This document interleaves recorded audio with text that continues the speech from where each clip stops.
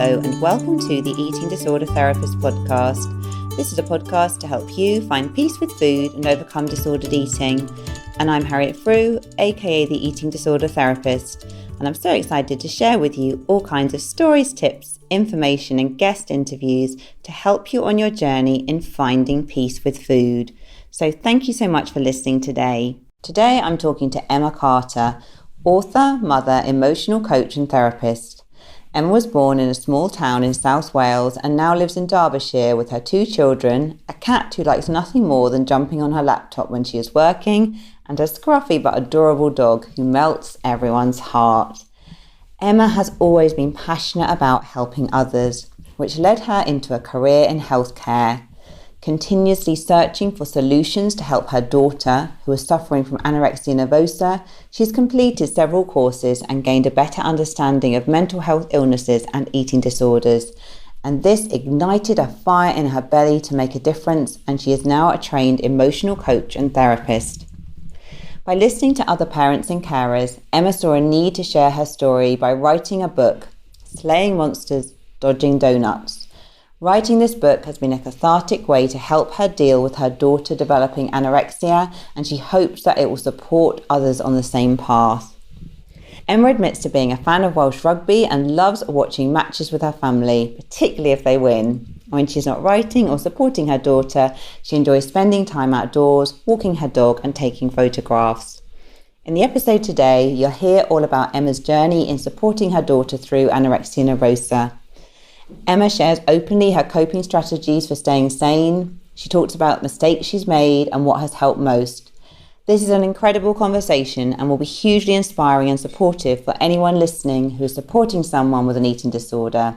Let's get to the conversation. Hi, Emma. Thank you so much for coming on the podcast today.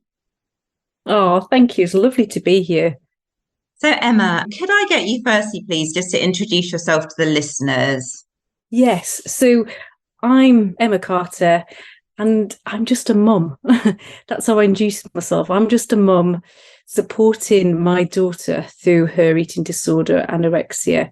And I say just a mum because I don't have any special skills. I don't have anything other than the love of my daughter and determination to get her through this, which is why I often just say to myself as just a mum. Okay. Thank you, Emma. So, Emma, I'm aware that your daughter, Poppy, has been sort of going through anorexia nervosa recovery.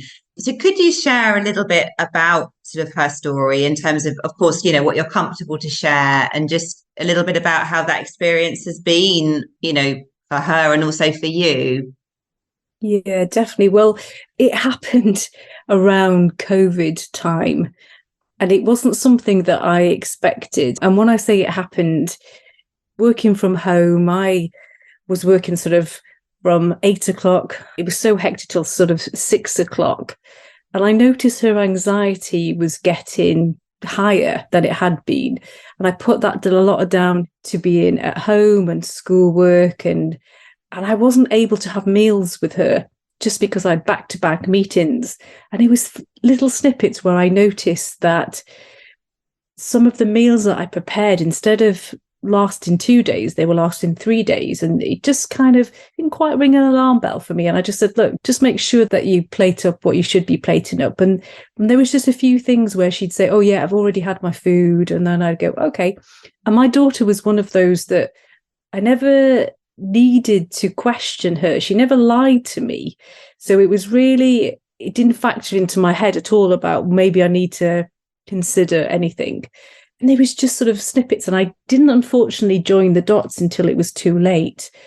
And looking back, when you look back and go, it was so obvious, but I just didn't see it. And nobody that I knew had an eating disorder. And the only first time I remember it was when I was about 14 and I was watching something in my grand's house, and it was around Karen Carpenter and her dying. And I remember feeling so upset that their life was cut so short. And it was only that I noticed. And it was just things that I was thinking. I wasn't quite comfortable about what was happening.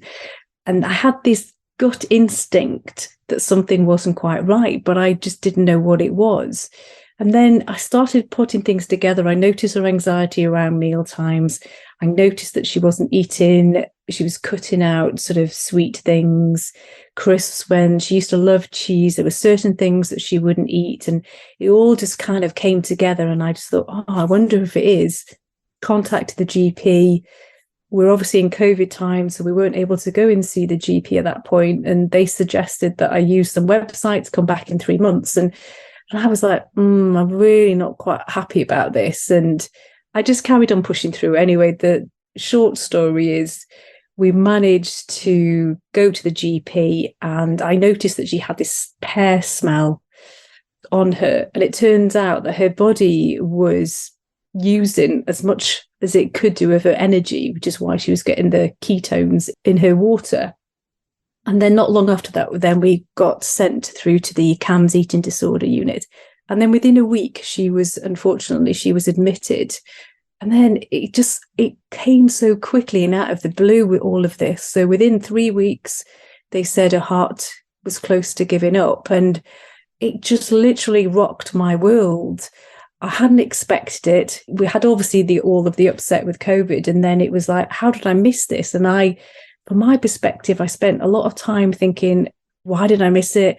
How did I miss it? I should have done this. I should have ate more meals together. Why didn't I do this? So there was a lot of guilt. And unfortunately, we've been on this journey now for 3 years, and we're not out of the woods yet. But I know we will be. And it has been such a roller coaster of emotions, just from scared, being angry, frustrated, then 1 minute hopeless, and then going through the shame and the guilt, and then back to anger, and then back to worry. And a year ago, she was in intensive care. And I remember the consultant saying to me, I can't guarantee that she's going to come through this. She was really unwell, and her heart was beating to 26 beats per minute. And it was such a scary time. But I couldn't describe to you how I knew that she was going to be okay. And I couldn't describe to you how I knew that. I just had this utter belief that this was not going to be the end and she was going to come through it. And I'm glad to say she did. But we're still in it, and we are having battles through this. And that was one of the reasons why I wrote a book. So I wrote the book, Slaying Monsters, Dodging Doughtnuts. And that was to share my experience really with other parents about the highs and lows of supporting somebody with an eating disorder. Yeah, well, thank you so much for sharing that, Emma. And it sounds like it's been such an intense roller coaster of emotions. Yeah, over the last few years. Would you mind if I just pick up on a few things from the things you just talked about? Yeah, that's fine. Yeah. So I'm just really interested. Like, it sounds like it was a real surprise when Poppy first perhaps became unwell. I think it's really understandable in a way. Why would you be looking for signs? And, particularly perhaps if she'd had like a healthy relationship with food before. And I think it's such a common thing, isn't it, that we kind of miss those signs early on. I think, most people can relate to that, and the eating disorders are very secretive as well. But I'm wondering as well, when you sort of like look back in hindsight as well, did it really feel like it kind of came out of the blue in terms of like, do you feel like before her relationship with food was on the whole pretty healthy and, and she was sort of doing reasonably well? I mean, obviously there was COVID, but, did it really feel it was like such a surprise, really? It did and it didn't, I think it's fair to say. So she had always been, she's like me, got a very sweet tooth.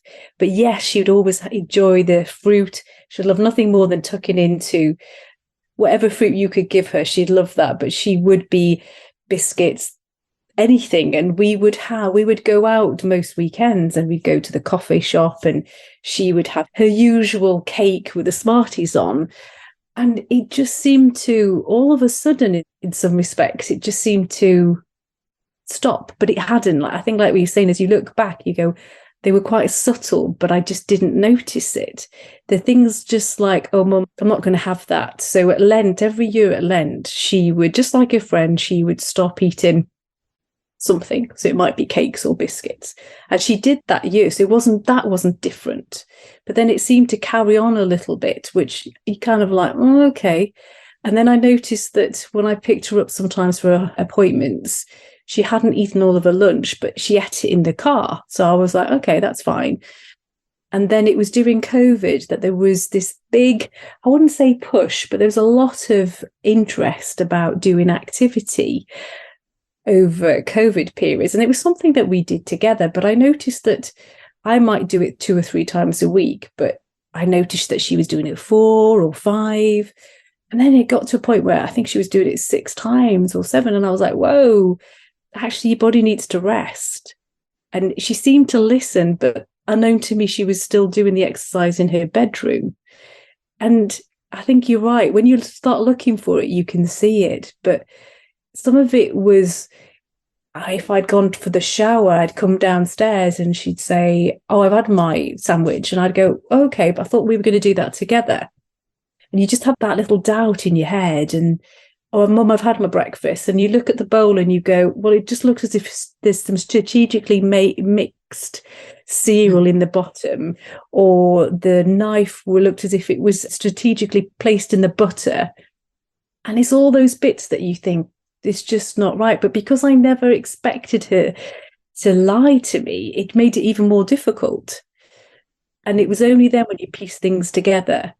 And I was never a family that I wouldn't go on a diet. So there was no real diet talk in our house. But unknown to me, I'd been labeling food good or bad, but indirectly, and I hadn't recognized that I did that. So, for example, if somebody said to me, oh, do you want this cake? Then I'd go, oh, actually, no, it's all right. Thanks. I'm being good. But I didn't see that as me being on a diet. I just saw that as me going, actually, no, as a nicer way to say no. And I hadn't realized that I was labeling it a little bit for her. So it was only after this that I think, oh, gosh, there's a little bit of learning for me as well.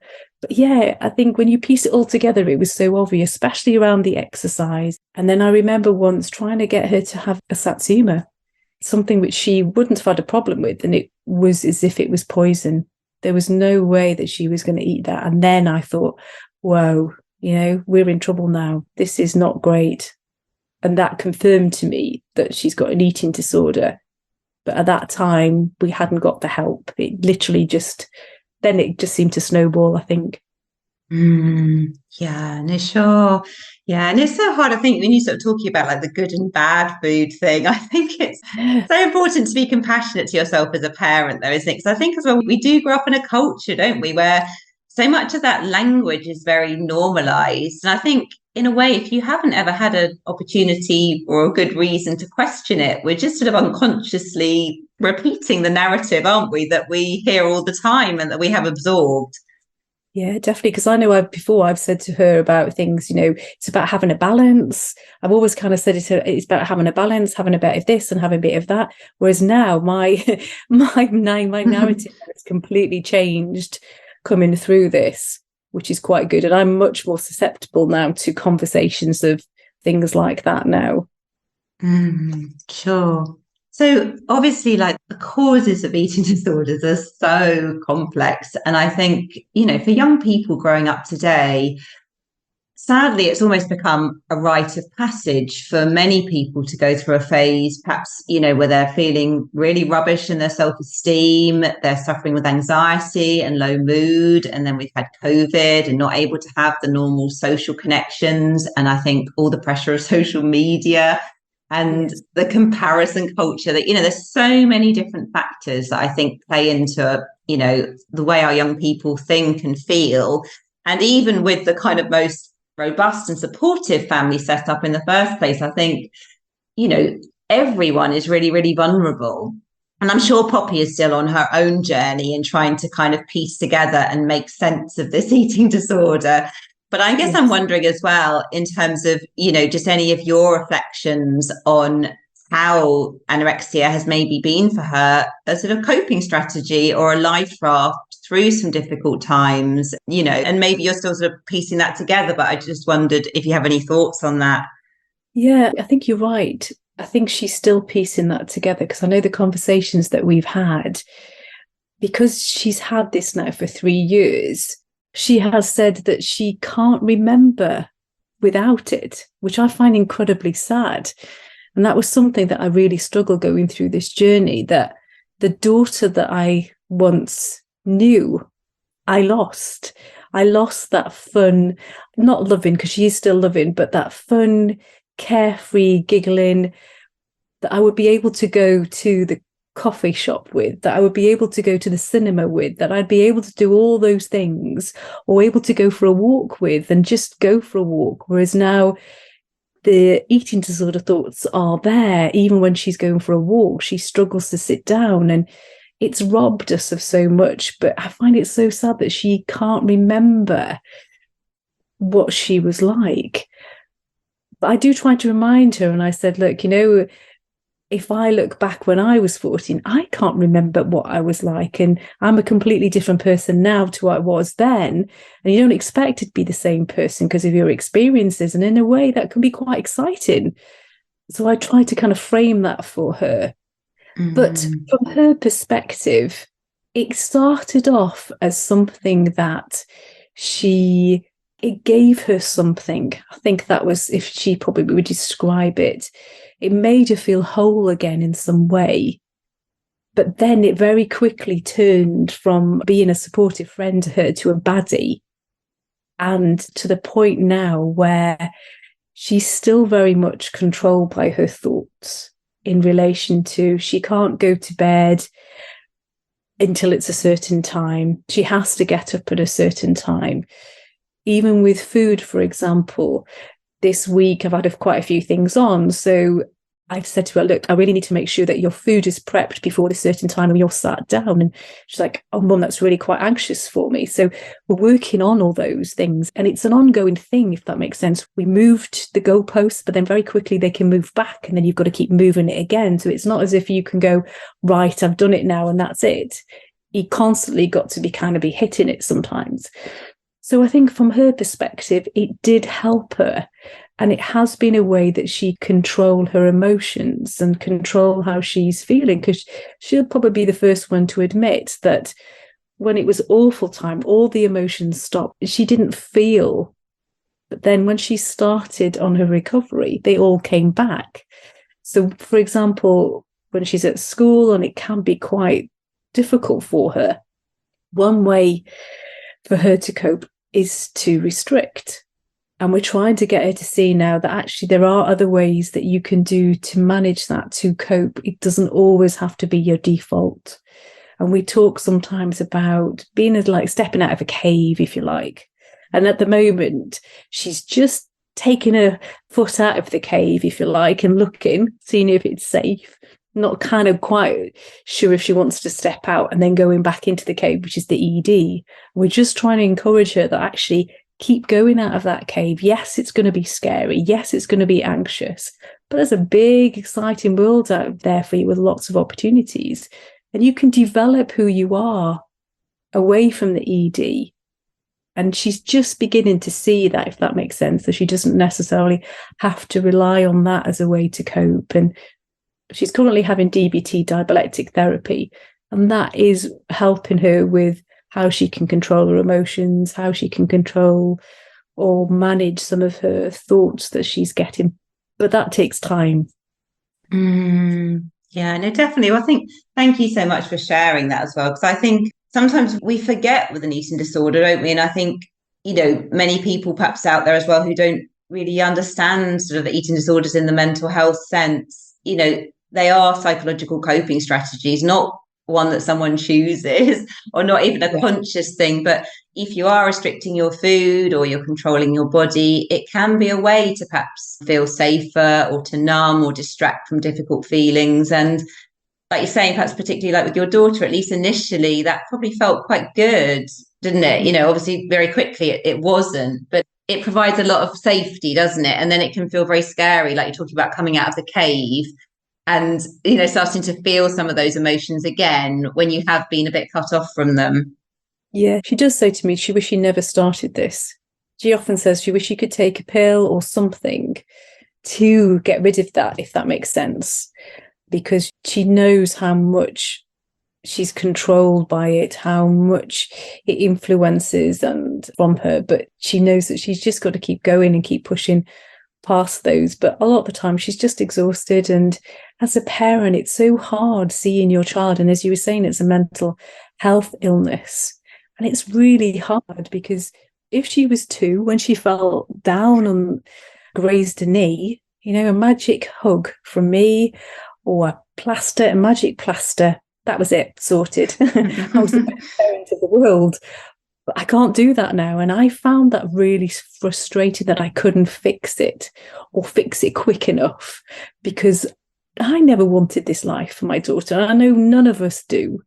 And it's so hard watching them struggle day in and day out. And sometimes what needs to be done.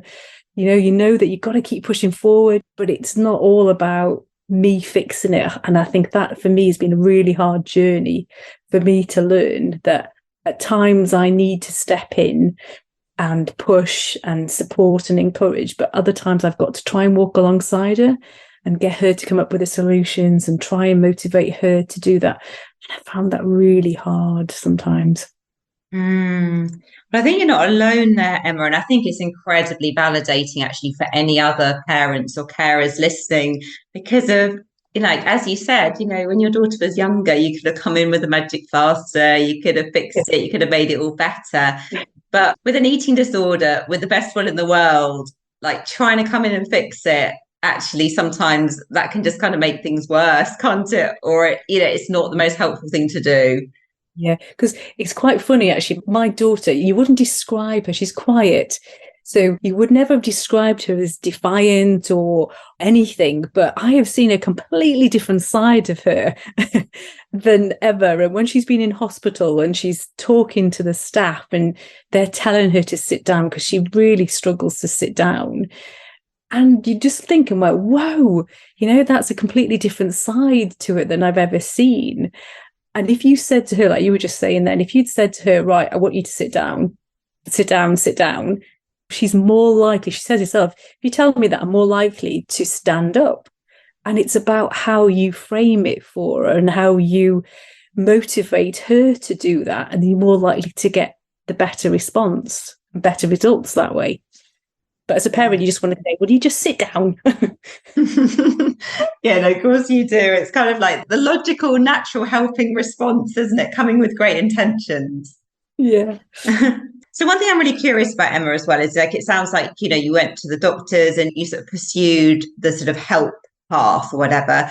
So was Poppy sort of open to that? Because I'm guessing as well, like, I'm sure there's probably some people listening to this that might be thinking, oh my goodness, I can see all these signs and worrying symptoms, but actually every time I try and talk to my son or daughter about it, they're like, no, there's no problem. What, you're making a big thing out of nothing. I'm completely fine. And I'm just wondering, was your daughter receptive to the possibility of getting help or able to acknowledge that there was a problem?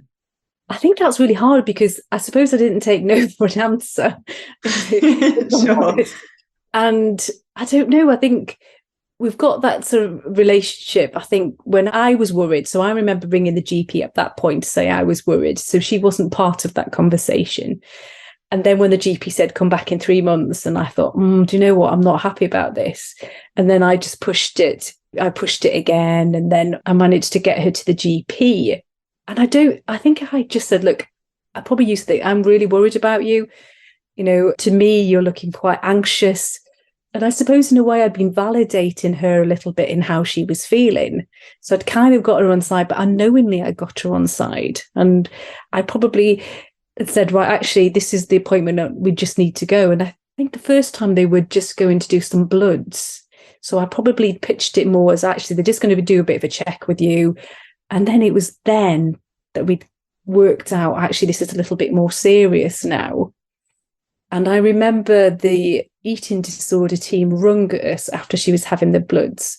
And they were asking all these questions. And I think at that point, then I was like, whoa, I did not realize it was that bad when she was saying about the exercise. And they were saying to her, look, we need you to stop doing any walking.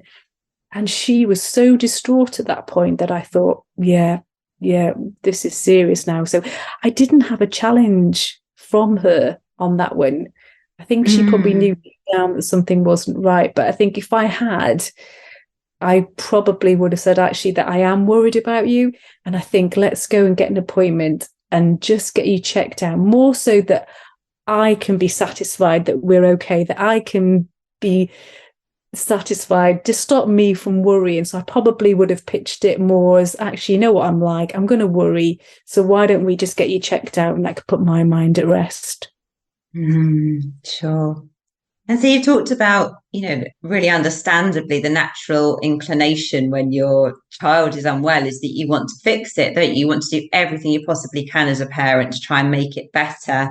But obviously, like we've, just touched on the fact that sometimes with an eating disorder, that's not always the most helpful thing to do. And sometimes if you push a bit more, actually it can make things worse, or it kind of causes the person to rebel or push back. So yeah, so I wondered if I know we were sort of talking just before we came sort of on air about the Maudsley animal model, and I know you've been using some of those tools and supporting Poppy. So could you tell us a little bit about sort of your journey in terms of like, perhaps some of the rabbit holes you went down in terms of like trying to support but realizing that wasn't so helpful, and then how you've kind of moving to a place where you feel, at least most of the time, because we're all imperfect, aren't we, with this? It's really hard. That you are kind of trying to step more into a place where you can be supportive in a helpful way. Yeah, I think I struggled so much in the beginning, especially when it was confirmed that she had an eating disorder and when she went into hospital. And I didn't know that much about it. And I was the type of person that I read everything and anything. So the amount of books that got delivered to my house within the first few weeks, and I just literally lived and breathed it. So you name it, I would search anything and everything to find answers, to try and find ways. And I think it was really more because I knew that I just wasn't getting any with it with her. So with regard to when she was discharged from hospital the first time, she seemed to be doing okay, and then everything seemed to go backwards, and then the arguments were started. And I'm that type of person where I hate confrontation. I just hate it. So when we were talking about the animals from the Maudsley, I am a bit like an emu in that I will put my head under the sand because I just don't like it, and I'll do anything and anything not to. And I'm a little bit like the kangaroo in a way, that if I could have picked up my daughter and done something to fix it, I would have done, but that's not always the right thing to do. I have, you name it, I have tried so many. I've even become a coach. I did a coaching thing so that I could find ways to use the right motivational questions for her. And I'm now an emotional therapist coach. And this was all because I wanted to help her. I've done some grief recovery training, which sounds strange, but grief is not just about losing somebody. I recognized that I'd lost my daughter for those 3 years. So in a way, it helped me. But everything I did was to help her. And I just noticed that there were times when I was so frustrated and angry. And there was one point where I'd made her tea and she just could not cope with it. And we were stood in the kitchen, even though we'd moved from the living room into the kitchen, and she was throwing the food back to me. And I was just thinking, you are having this in my head. So I was the rhino. Because I was like, I'm determined that you're going to have this. And it just escalated and escalated. And I could feel myself getting so angry and frustrated because I thought, I've got to get her to eat this because things are getting out of control. And I could see not pound signs, I could see calorie signs running away from me. Like, my gosh, she really needs to eat this. How am I going to get her to eat it? And I was so angry. I remember picking up the food. And this sounds awful to say it. And I threw it in the bin. But then afterwards, I thought, oh no, what have you done? Because I've just played into the eating disorder's hands. And I knew at that point that I couldn't do that again. And I'm not saying it didn't happen again, because we all get frustrated and angry, but I had to find a better way to do that for her. And it was then really that I tried lots of ways to approach this with her. And one of the key ways that I found was validating.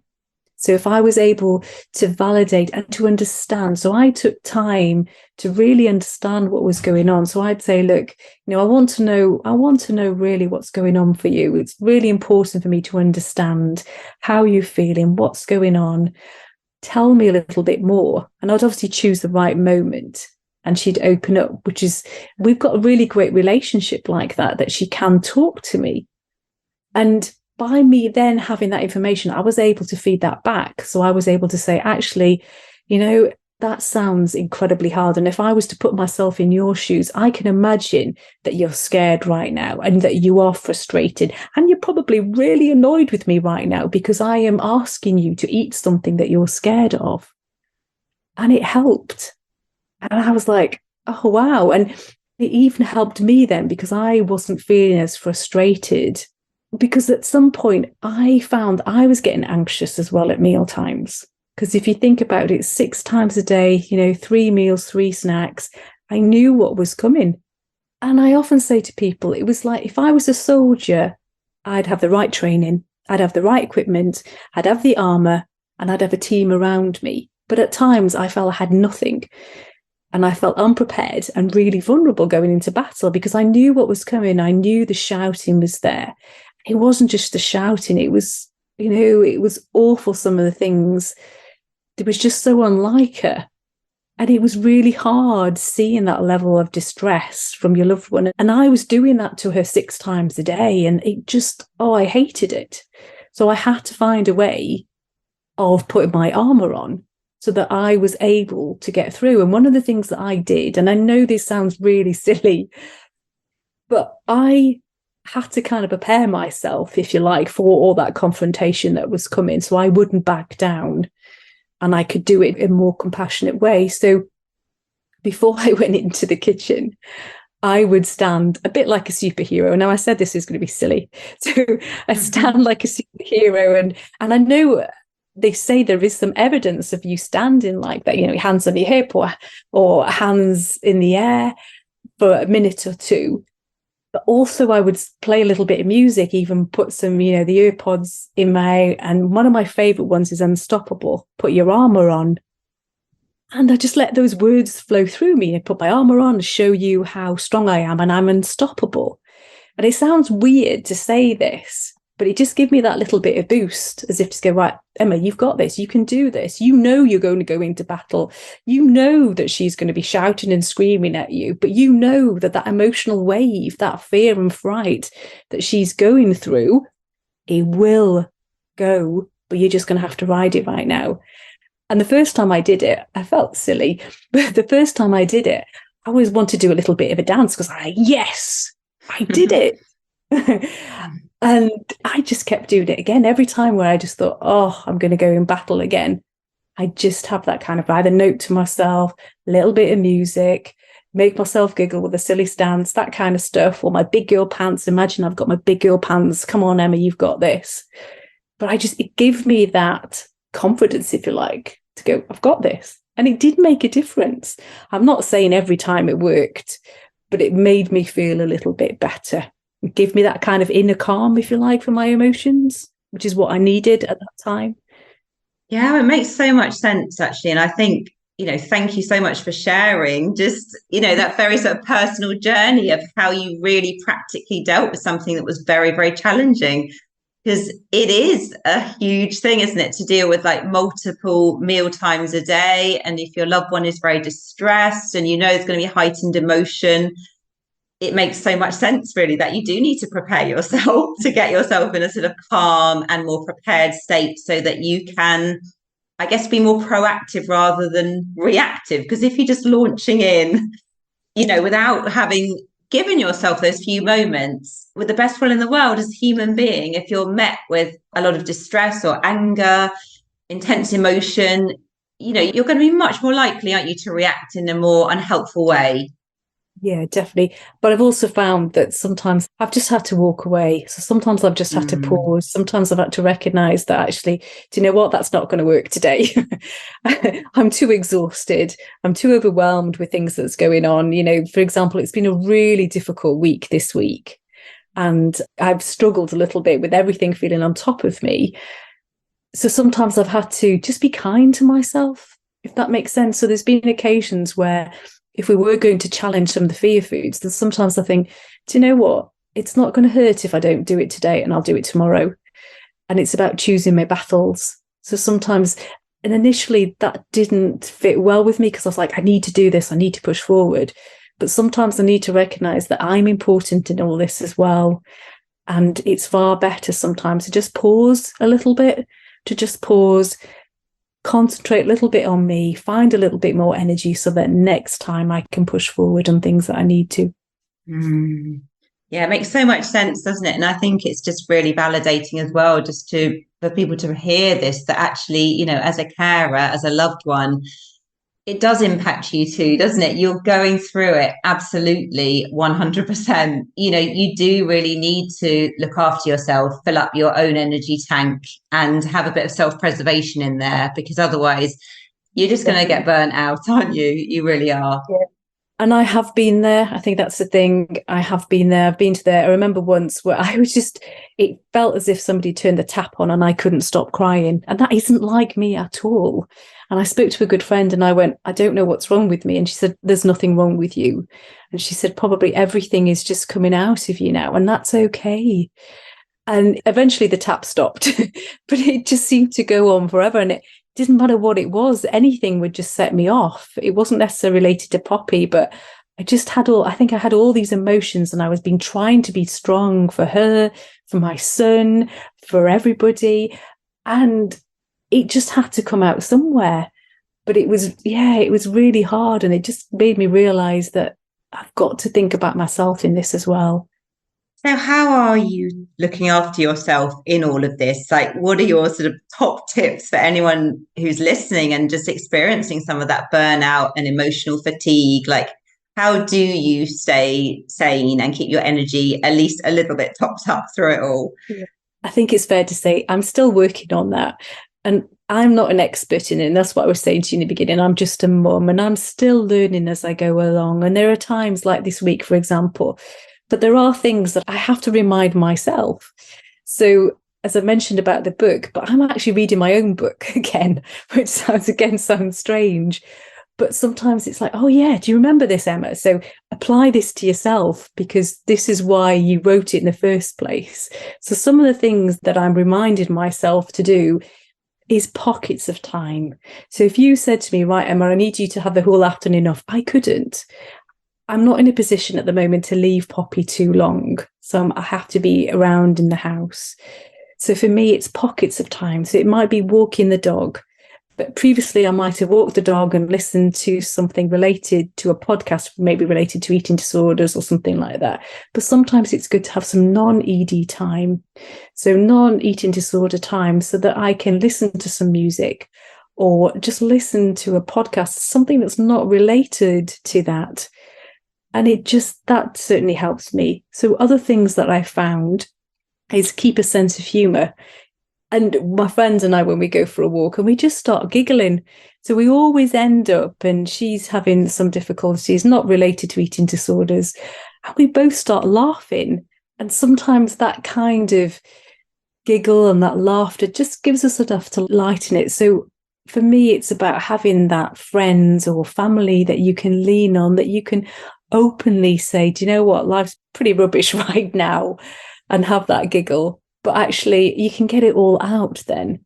And then the other things that I found is, for me, it's about having a little bit of, and I know I've said pockets of time, but I'm now beginning to do things that I enjoy. So talking to yourself, for example, raising awareness. I know it's related to eating disorders, but for me, I'm really passionate. If I can help one more person, and I say one more because people are coming to me and going how much it's helping, but if I can help a family feel less alone, or somebody go, actually, yeah, there is somebody else out there that gets it, then that's brilliant. And that kind of boosts me because I love to help people. So it's all about things that I'm passionate about. And I've put my life on hold for 3 years. And to some extent, I still am. There's lots of things that I can't do, but I'm trying to focus on the things that I can rather than things I can't. And the great thing at the moment is we live in a world where things are online. So there's lots of things that I can do now, that I'm joining different groups unrelated to eating disorders, but gives me a little bit of time of me time. And I think that's really important for us to have it. And I've got to say, I haven't got it right all the time. there are times where I forget to do what I need to do and forget your own advice, and that's okay. Tomorrow's another day and you can always start tomorrow. But those are the things that's really helped. And I just trying to be a bit kinder to myself, as you were saying, that be a best friend to myself as well. So try not to beat myself up if I've had a hard day and I haven't done this and I haven't done that. It doesn't matter. It really doesn't matter. Yeah, that sort of self-compassion and real grace and self-kindness is so essential, isn't it? And I love this, what you talk about, the sort of pockets of time. And like you say, like having able to kind of find a bit of humour in everything as well. It's important, isn't it? Oh, definitely. So I've got to give you this funny example. So we were doing food and I've taken over some of, and that might not be the right word, but I'm preparing the meals now for Poppy, which was a challenge for me to do that because she didn't want to give that up. And that was difficult, but we are there now and it's working a lot better for now. And when Poppy's ready, we'll start introducing her back in. But when she started preparing the food herself and we were weighing it out, we got to this rice and it needed to roughly be around 100 grams according to the meal plan. Now, she's very specific. It has to be 100. It could be under 100. But as she was doing it, it went over 100. And I was like, oh, that's okay. It's fine. I think it was something like 101, 102 grams. But to her, no, it had to be 100. And I don't know why I did it. But I started in a really high-pitched, silly voice. I started saying something like, oh my gosh, it can't be 101. The world's going to end. Oh my word. Yeah, that's it now. And I just kind of just been really silly with my arms in the air and I looked at her and I thought, oh my gosh, I've probably gone a little bit too far. And she started laughing. But then she started taking the mickey out of me by going, oh my gosh, it can't be 98 grams because if it's 98 grams, the world's going to end. And before you knew it, we were both giggling. And the great thing is we got to the 101 grams, which might sound silly to some, but to somebody who is so fixed that it can't be anything over 100, that was a massive achievement for us. And also we were able to diffuse some of the anxiety, if you like. So, and I've used various other things when we've just been silly, and it sounds silly as well, we've had a baguette fight. So I bought this baguette and cut it in half and I said to her, which one do you want? We started having a bit of a baguette fight in the middle of the living room. The dog loved it. But for me, it was about that actually food can be fun. And let's have a little bit of fun because sometimes we've been too serious in a way. And that's a lot of the things that I've been doing. So another example is it had been snowing. And again, don't know why I did it. I think it's because I'm a big kid by heart. I'm going with that. Got a snowball, threw it at it, caught the back of her. She looked round and started throwing snowballs at me. And she said, Mum, I needed that because she was having a really hard time. And we were just giggling and laughing and big kids again. But it's those moments that I love, those moments where they're not related anything to the eating disorder. And it just brings snippets back of her and me, if you like, because sometimes I can be too focused in, got to do this, got to do that, we've got to push on this, You forget that actually there is a life outside of this for both of you, not just your loved one, for you as well. No, that's such great reflection, actually. And I think, it's a very common thing. I think when someone's suffering from an eating disorder, they feel that all ever wants to talk about is food or what they're eating or not eating. And they almost like the person gets lost in the illness. And I think just with what you're describing there, it sounds like you're really getting back to Poppy, aren't you? And, being more playful, being able to have fun, being able to kind of connect with her and not really focusing on food, just focusing on being silly and all those good things. Yeah, and I like to do that. I try and say to her every day, we need to do something every day that you enjoy, just something. And I say, again, it doesn't have to be long. It could be just listening to some music. It could just be, just putting a piece of jigsaw into a jigsaw piece. Just something. It doesn't matter. You don't have to do all the jigsaw, but just something that you enjoy just to get her out of the routine of the eating disorder thoughts, all that kind of stuff. And it gives me a focus as well, if that makes sense. It changes my thoughts as well, because I can be too ingrained in it. So it helps both of us. And one of the things I talk about is, I talk about our journey, and I recognise that my daughter has the eating disorder, but it feels as if it's ours because I love her so much, and it has affected and it's taken so much out of her that I want her to have a life on her terms. So for me, that's often where I kind of, maybe that's my fix it mode coming in, if you like. But I recognise then that I need to hand over that baton at some point so that I am that dolphin, as we talk about when we talk about those animals. And then if she needs me, I am there. But we're not quite there yet, but that's where I want to get to. Sure. Well, it sounds like there's lots of like dolphin-esque practices in there. And I think just to really sort of emphasize as well what you're talking about earlier about how much the validation has really helped, that, it sounds like, doing that active listening, asking the questions, being really sort of curious and compassionate and wanting to know, how is it for you? Like, I want to understand, like, I want to kind of stand in your shoes, and really offering that sort of empathy has really been a way to sort of connect and allow her to begin to be a bit more open with you. Definitely. I definitely agree with that. And I think she has even commented how that's really helped. And I think other people, when I talk to other people that are going through this, the people that are like my daughter, they say, you get it. How do you understand it so much? And I said, it's because I've been talking to her and I've been asking her, so go on, tell me what you're going through, because I want to understand. And I always think if you can understand, then you're halfway there. And I don't mean to say that it's all going to be sorted, but at least then she knows that I get it. And I don't get everything. And I often say to her, look, I'll never understand completely what you're going through, but help me to understand a little bit. And by understand a little bit, then I'm here. And I think that, just like you were saying, it opens those channels of communication to us. Yeah, no, so great to hear that. And I just think it's just for anyone listening, your tendency as a carer, as a parent, is you're going to so want to fix it. You're going to have really intense emotions around it. You're going to want to run away from it.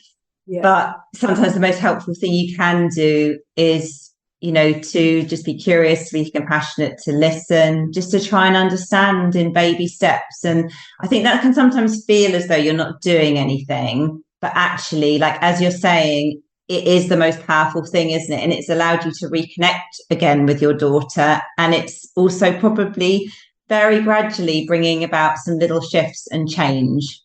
Yeah, definitely. And like you're saying about the fix it, I remember saying to her, look, what can I do? And sometimes she said to me, Mum, all I want from you is a hug. And I was like, hey, what? And there's me like, yeah, but I know what to do. And I did it. And all my mind's going, but you just want a hug?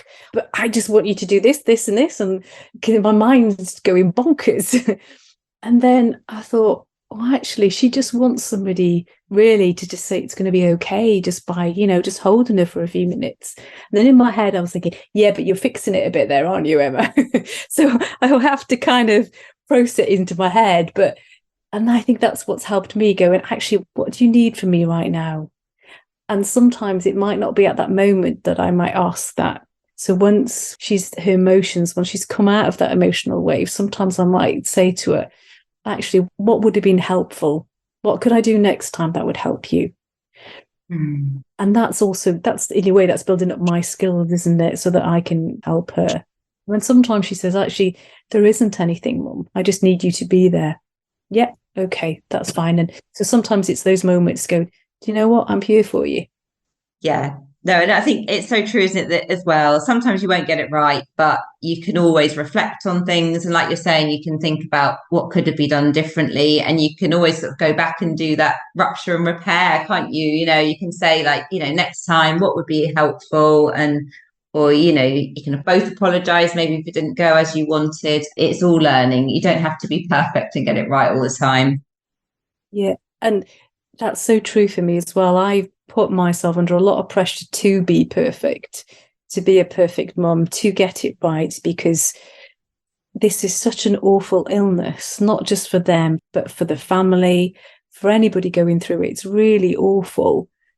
And I did beat myself over, if I'd lost my temper, if I didn't say the right thing, all those kind of things, or if we were going backwards. And I had to recognize that I am just human and I'm not going to get it right every time. And that's okay. And that was a journey in itself. And as I said, this journey is 3 years. And I know that I'm not the same person as I was in the beginning. And I've learned and I've grown and I've worked through my insecurities of having to be perfect and having to have all the answers on or everything like that. And sometimes I don't, and that's okay.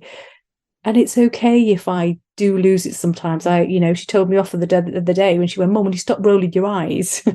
Because I was like, okay. Because it was just, when you think, oh gosh, here we go again, in my head's going, oh, can I not just have one day when sometimes the arguments will start 7 o'clock in the morning and you're not awake, which is where my eyes might roll and I go, oh, but it doesn't make me a bad person and it doesn't make me a bad parent. It just makes me just like everybody else, just human, and that's okay. And the amount of times where we've both kind of said, actually, sorry, Mum, sorry, Poppy, I didn't mean that. And that's okay, because that is good role modeling. Just to say, actually, there are going to be times where I don't get it right. There's going to be things that I say that I don't mean, but it doesn't mean to say that I don't love you or care for you. It's just that my emotions have just blown up and I struggled to keep them under control that time. Yeah, you're just a human being. Exactly. That's so true. But sometimes we think we have to be strong or we have to get it right every time. And that's not the case. So Emma, if people want to get hold of your book, or, I don't know if you're available for people to get in touch with you or whatever, but do you want to sort of share anything that you would like to share in terms of, the book or, contact? Oh, thank you. So by all means, people can contact me. I've got a website, so it's emmacarter.co.uk, and people can have a look at who I am. It's on there. There's lots of links to all the social medias that I've got on there. And also you can get it's on Amazon. I think it's Kindle at the moment, but if they want a paper copy, then it's through my website.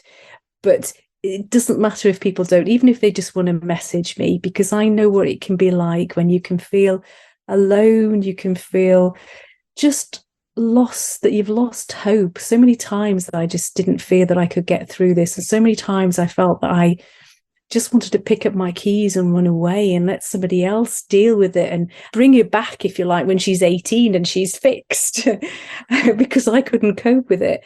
And I just wanted to just get my story out, just to raise awareness really about eating disorders and the impact that it can have. And I'm so pleased some of the feedback that I'm getting from people that don't have anybody in their families with eating disorders, and the things that I talk about that have helped me, it's helping them, which is just incredible. So I just think if I can help one person to feel less alone and keep that fight going, keep that hope going in them, and hold on to not yet, because that's been my key words, that we're not there yet, but we will be. We will, and we can get through this. And it's just holding on to that hope that we'll get through it. But yes, please do. People can contact me on emmacarter.co.uk. Brilliant. Well, I shall make sure that's in the show notes, Emma. So thank you. Thank you.